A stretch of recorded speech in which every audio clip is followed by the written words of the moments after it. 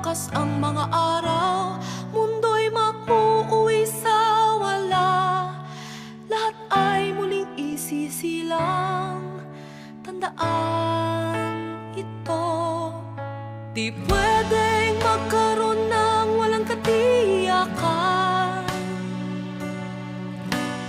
Langit at lupa'y lilipas, ngunit salita niya'y mananatili.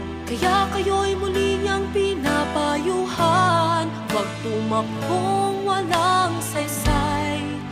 Gumising, magsisi, kaligtasa'y malapit na. Diyos ay nagpakita na sa inyo. Ang tinig ng Diyos ay narito na. Espiritu'y nangungusap sa mga iglesia. Kung kayo'y may pandinig, makinig.